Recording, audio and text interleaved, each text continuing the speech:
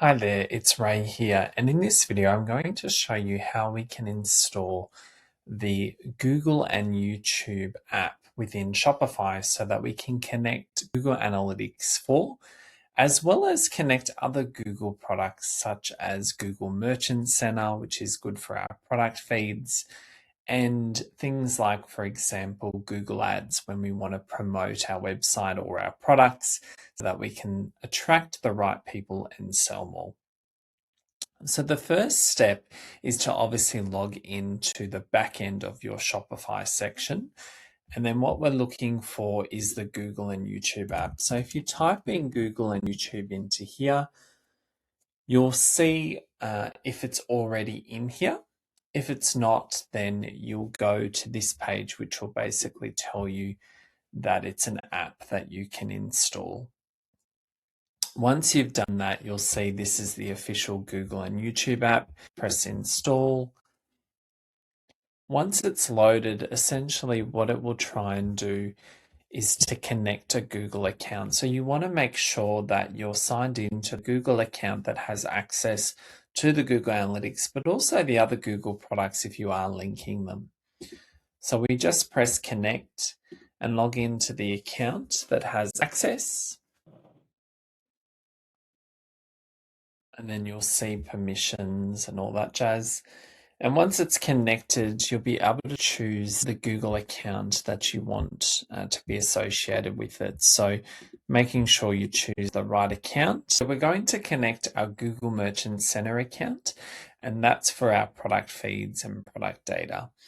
So we're going to press connect because we've got an existing feed. If we didn't, we would press create new. Once that loads, it will jump to another step just to make sure that we are meeting the requirements. So for example, within here, Google requires us to have a valid payment method and that we have a refund in terms of service policy.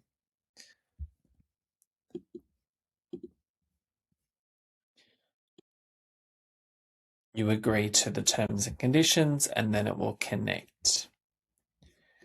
There is an option for you to not connect to the Google Merchant Center if you prefer, if you're using another app. However, with all the updates that the Google and YouTube app are creating, it's probably best to just use this one because it is free. Connect again to the right property. So we're going to find that within our list. And again, if we don't have a Google Analytics property, then we can press create in order to do that.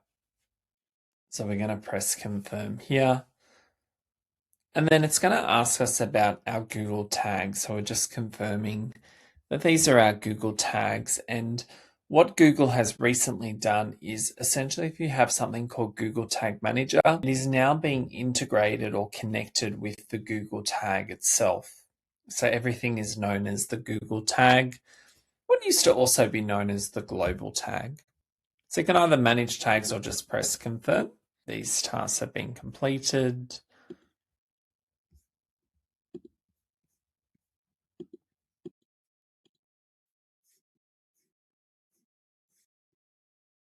And then it asks you if you want to check, if you want to sell your products on your YouTube channel. So again, you can do this if you have a YouTube channel. Otherwise, I'm going to skip for now.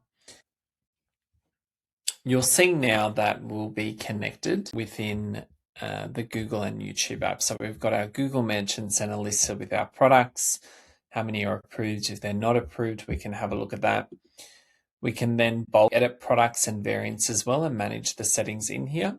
Or we can go into Merchant Center. Again, we can manage the settings in here.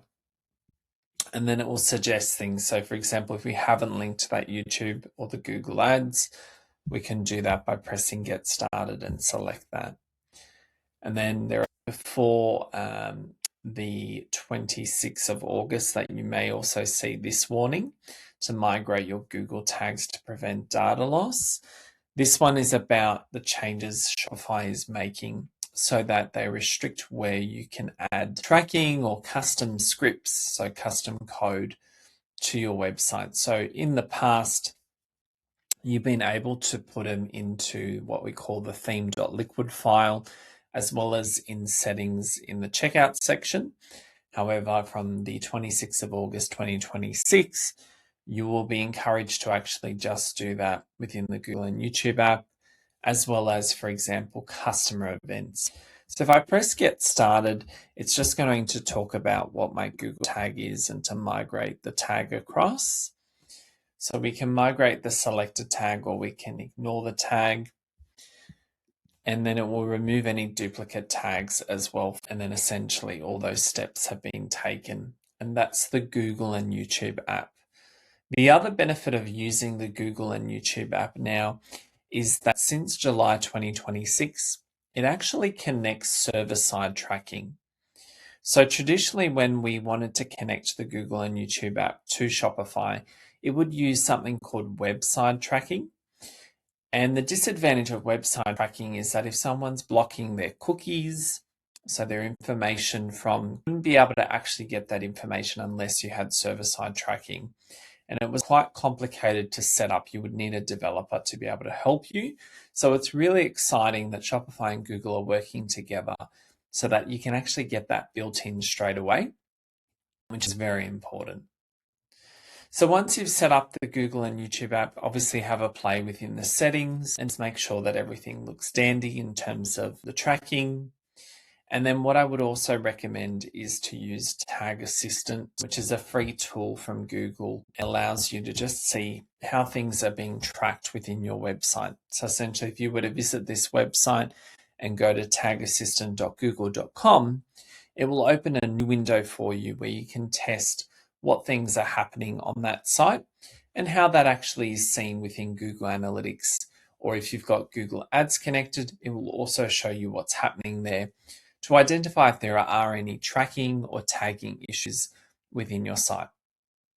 It's worth being mindful that you will see multiple, hits or entries quite often when you do have Google Ads connected as well as Google Analytics. So don't always see those necessarily as a duplicate tag. What you're trying to look for is when there's lots and lots of page views or lots of add to carts when you've only done one, for example, which could identify an issue within your tracking, and which you should obviously contact a tag specialist like myself or someone else to help you with that experience.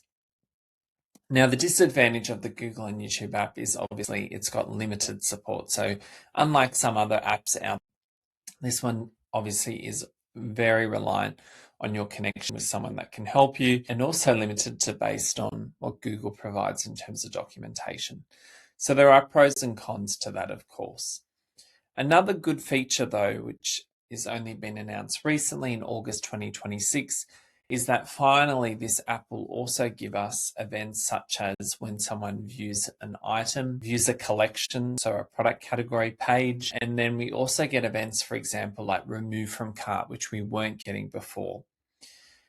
And there's also additional information being sent about when someone uses a coupon code. So what really frustrated us initially with Google was that these things were missing. So it's really good that after a few years now, they've been able to add that in. And I'm sure there are more things that this app will continue to have down the track as well. So definitely worth installing and having a play.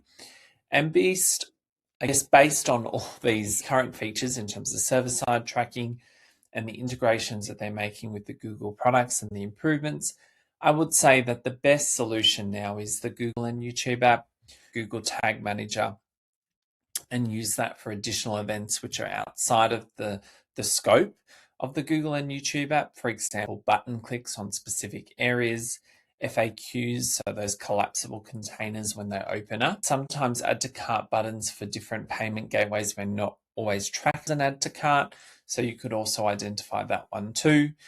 And then you just want to make sure that you're not sending a page view when you're doing that. That's through Google Tag Manager, which you can still use and you can install through what we call customer events, which is where you can add the tracking pixel, but you can also add it to still your theme file, so your theme.liquid file. So you can see here, I can add a custom pixel if I want to.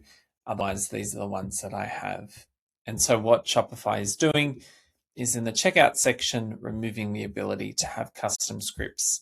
We used to be able to do that here and also in the theme files. And that's just to make sure that there's no random scripts landing on Shopify sites. to make them more secure and a lot more simpler as well, which is good. I hope you enjoyed this tutorial.